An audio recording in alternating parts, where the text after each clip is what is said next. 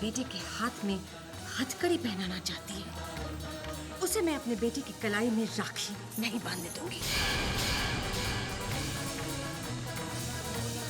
राखी के दिन बहन अपने भाई की बनाए लेती है, उसके भले की कामना करती है, उसकी लंबी उम्र की कामना करती है। तुम्हारे मन में तो मेरे बेटे के लिए जहर भरा पड़ा है, फिर ये ढोंग किस लिए कर रही है? मत करो ये ढोंग सलोनी, वरना दुनिया में लोगों का इस रिश्ते से विश्वास टूट जाएगा। मामा, मैं जानता हूं कि इनकी तरफ से ये रिश्ता खत्म हो चुका है,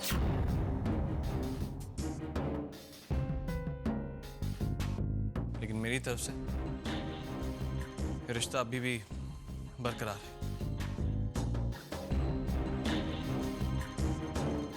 बांधिए मुझे राखी। बेटा, जो कुछ ये कर रही है उसके बाद भी तो। मामा, मैं मानता हूं कि ये मेरे बारे में गलत सोचती है, लेकिन मुझे तो एक भाई का फर्ज पूरा करना है ना। ठीक है, अगर तू यही चाहता है कि ये तुझे राखी बांधे तो बंधवा ले, लेकिन मैं इस तमाशे की हिस्सेदार नहीं बनूंगी।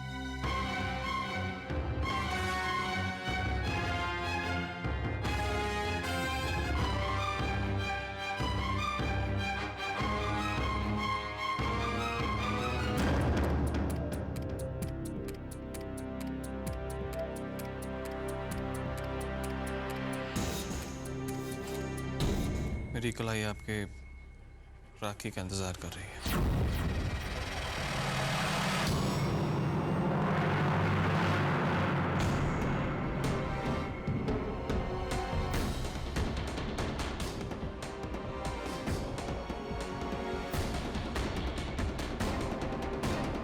राखी तो आपने बांध ही ली, बस अब मेरी लंबी उम्र की दुआएं कीजिए। एक बहन के लिए इससे ज्यादा खुशी की बात क्या हो सकती है कि उसका भाई 100 साल जी।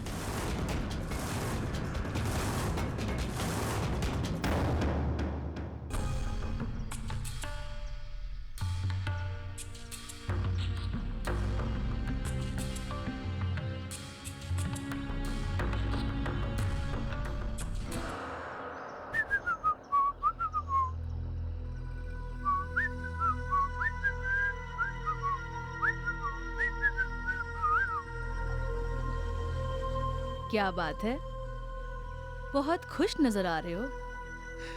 जीत की खुशी है काकी साहब, जीत की। तूफान आने से पहले हमेशा खामोशी होती है। सलोनी इस वक्त अगर शांत है तो जरूर उसके मन में कुछ न कुछ तूफान चल रहा होगा, जो तुम्हारे लिए बिल्कुल ही अच्छा नहीं होगा। आप खामखा टेंशन ले रही हैं काकी साहब। सलोनी हार चुकी है। अरे घुटनों के बल चलकर आई थी अपनी गलती की माफी मांगने। वो अच्छी तरह से जानती है कि अभी को अपने सामने उठे हुए सर को झुकाना बहुत अच्छे से आता है, क्योंकि अभी जब खेल खेलता है ना तो अपनी चाल इतनी मजबूती से चलता है, सामने वाले को पता ही नहीं चलता कि खेल कब खत्म हो गया और उसकी हार कब हो गई। सलोनी हार चुके हैं काकी साहब, और हारा हुआ इंसान ना कभी किसी को नुकसान नहीं पहुंचा सकता। मुझे देर हो रही है, मैं जा रहा हूं। यही बात का तो हमें ताज्जुब हो रहा है कि सलोनी इतनी जल्दी टूटने वालों में से तो है नहीं। जहां तक हम उसे जानते हैं वो उन लोगों में से है जो अगर एक मोर्चा हार जाए तो दूसरा मोर्चा जीतने की तैयारी में लग जाते हैं। सलोनी इतनी जल्दी हार नहीं मान सकती। मैं हार नहीं मानूंगी बाबू, चाहे मुझे कितनी भी बेइज्जती या तकलीफ क्यों ना सहनी पड़े। अभी के चेहरे पर से पर्दा मैं हटा कर रहूंगी। मगर कैसे कैसे सलोनी?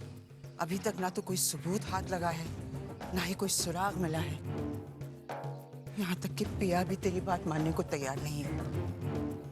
काश हम ये बात किसी तरह साबित कर पाते कि पिया की कोख में जो बच्चा पल रहा है वो अभी का है।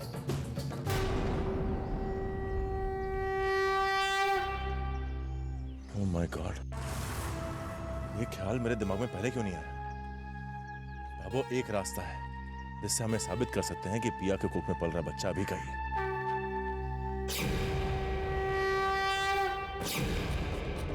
DNA test. डीएनए टेस्ट से ही मुमकिन है सलोनी। लेकिन नाहर, बच्चा तो पिया की कोख में है, क्या ऐसे में डीएनए टेस्ट कर पाएंगे? ये तो मैं नहीं जानता सलोनी, लेकिन एक रास्ता तो मिल रहा है। हम ट्राई तो कर सकते हैं। एक मेरा दोस्त डॉक्टर, वो शायद हमारी कुछ हेल्प कर सके। इस तरह का डीएनए टेस्ट करना मुश्किल तो जरूर है, परंतु पॉसिबल है।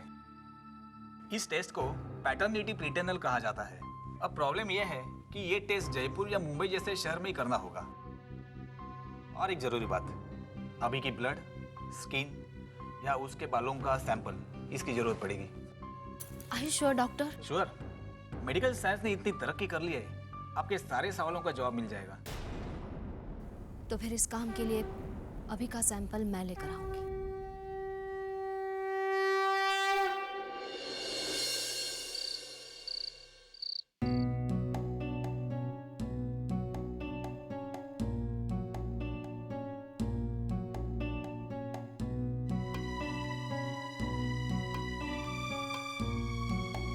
क्या बात है सलोनी जी, आप अभी तक सोई नहीं? नींद नहीं आ रही है। क्यों, क्या हुआ? आप बहुत परेशान दिख रही हैं। बस नींद नहीं आ रही इसलिए। तुम जाओ, सो जाओ। हाँ, अच्छी गंवार निकली मैं भी ना। आप जैसे बड़े लोग हम जैसे छोटे लोग को क्यों अपनी परेशानी बताने लगे? अरे हमारी क्या औकात जो आप हमसे ऐसा मत कहो, मैंने कभी तुम्हें छोटा नहीं समझा। तुम्हारे तो उपकार है मुझ पर। अरे आप भी क्या सलोनी जी, इतनी छोटी सी बात अभी तक याद रखी है आपने? देखिए सलोनी जी, हमारे पास दिमाग तो है ही नहीं, बिल्कुल भी नहीं है। बस एक छोटा सा दिल है और मैं अपने दिमाग के सारे काम अपने दिल से लेती हूँ। और मेरे दिल को आप बहुत पसंद आ गई हैं, बहुत ही अच्छी लगती हैं। इसलिए अगर मुझसे थोड़ी सी बात करके अपनी परेशानी बताकर आपका दिल हल्का हो जाता है तो बेझिझक बताइए ना दीदी।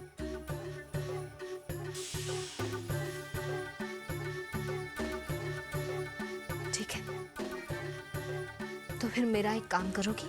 अब लो, इतनी देर से यही तो बोल रही हूँ, बताइए तो मुझे।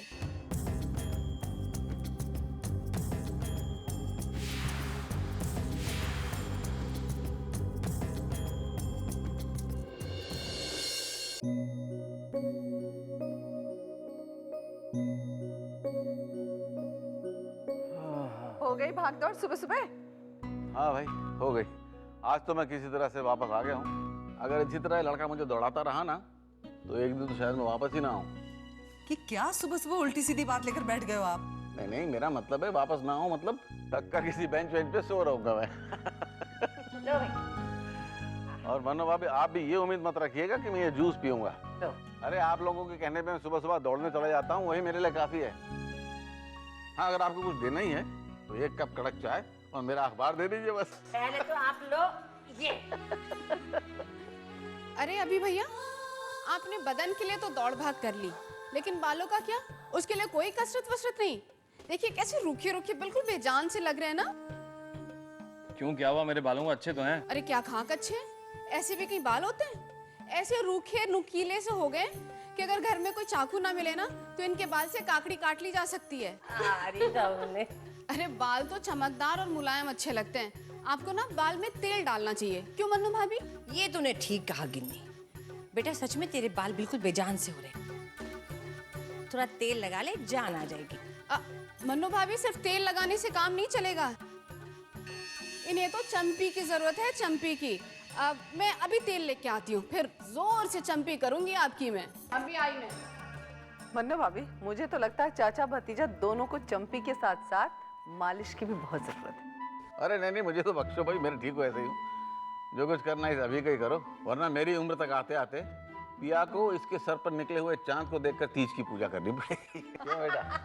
और ये आ गया तेल। ला गिन्नी, मुझे दे, मैं लगा लूं। अरे नहीं नहीं, आप रहने दीजिए मन्नू भाभी, मैं हूं ना मैं। और वैसे भी जो बात गिन्नी के हाथ में वो किसी के हाथ में कहाँ।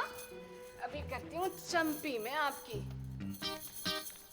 अरे अरे धीरे से, मेरे बाल टूट जाएंगे। अजी ठीक से कराइए भैया, इससे सर में ठंडक भी पड़ेगी और बाल तो ऐसे चमकेंगे जैसे किसी ने 100 वाट का लट्टू जलाया हो।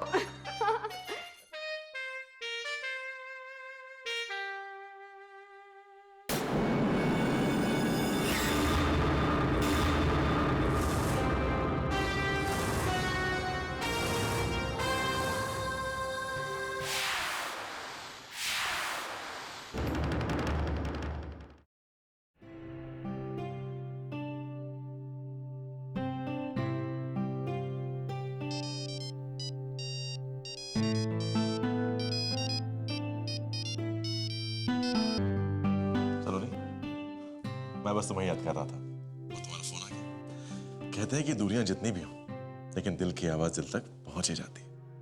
कैसे हैं आप? कैसा हो सकता हूं जब तुम मेरे पास नहीं।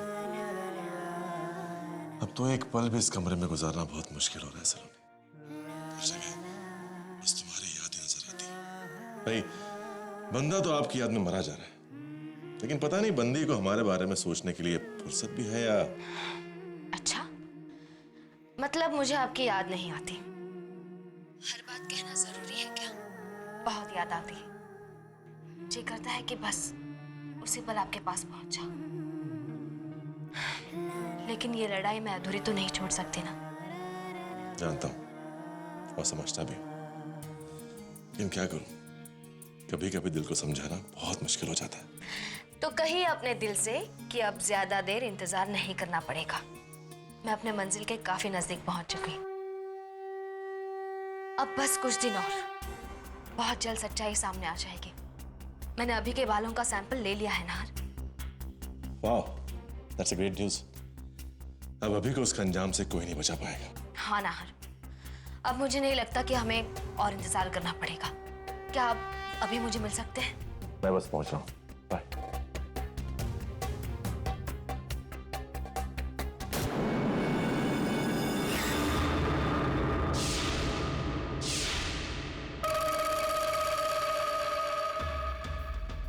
नाहर बेटा, अंधे हम हैं और दिखाई तुम्हें नहीं दे रहा है। I'm sorry काकी साहब, जल्दी मैं आपको देख नहीं पाया। अच्छा सुन बेटा, ब्रिजेश ना स्टडी में तेरा इंतजार कर रहा है। कुछ अकाउंटेंट्स आए हैं, वो चाहता है कि तू उनके साथ बैठकर अकाउंट्स देख ले। जा रहा है ना तू बेटा? काकी साहब, आप मेरा एक काम करेंगे? भाई से कहिएगा कि मैं एक बहुत जरूरी काम से बाहर जा रहा हूँ, उनसे आके मिलता हूँ। प्लीज प्लीज काकी साहब, अब मैं चलता हूँ। ठीक है।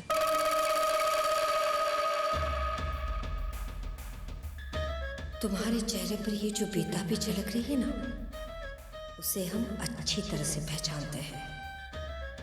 ऐसी बेताबी इंसान को तभी होती है जब वो किसी खास से मिलने जा रहा हो।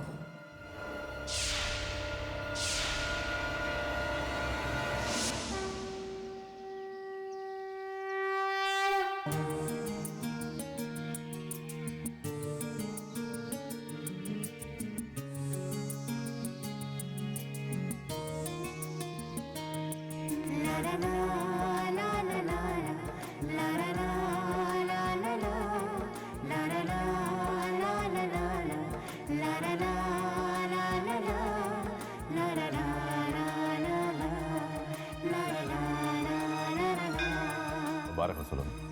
आपको भी। हमारी और सच की जीत की दिशा में ये सबसे बड़ा कदम है। जीत का श्रेय आपको भी जाता है।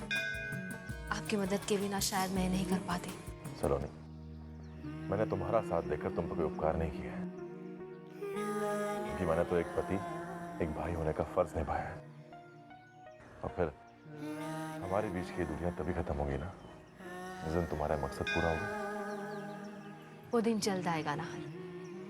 अब अभी के बालों का सैंपल हमारे पास है और इस सैंपल से हम ये जल्द साबित कर देंगे कि पिया की कोख में जो बच्चा है वो अभी का है।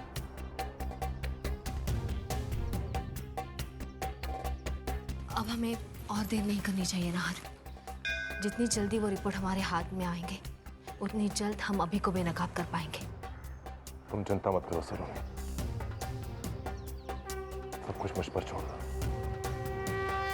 मैं तुमसे वादा करता हूँ अभी अब ज्यादा दिनों तक इस तरह आजाद नहीं घूम पाएगा। अब मैं चलती हूँ। सलोनी, जल्दी है, एक कप कॉफी हो जाए। चलिए, लेकिन पहले भगवान का शुक्रिया तो अदा कर ले। उनके आशीर्वाद के बिना तो हम यहाँ तक नहीं पहुँच पाते।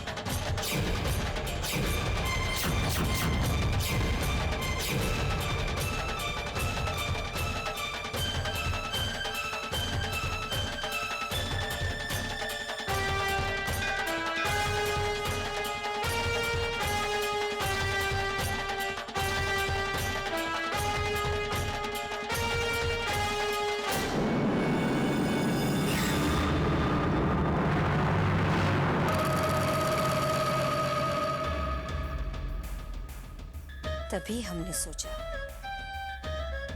कि राम को अयोध्या में अकेला छोड़कर सीता वनवास कैसे चली गई। तो ये सारा अभी को फंसाने का प्लान था। ठीक है, तो अब हमें अभी को बता देना पड़ेगा।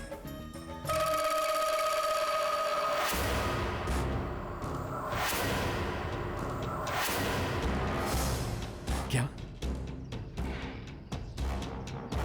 इसका मतलब आपका शक सही निकला कि जासूसी के उस मिशन में सलोनी अकेली नहीं है?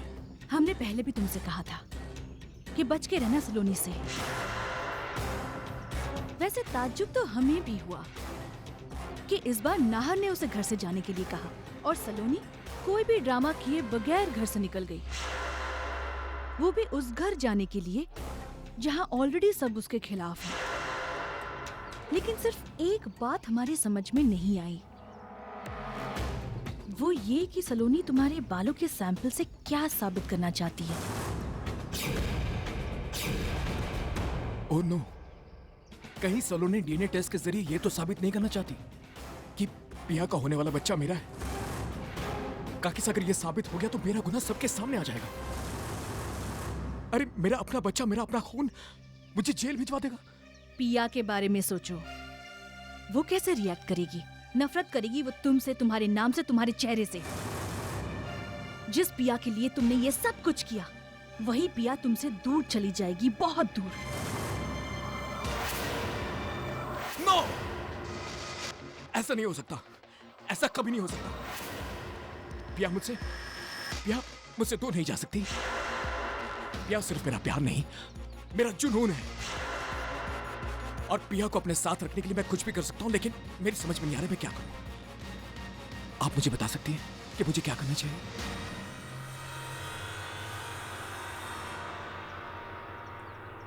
अपने बच्चे को मार सकते हो।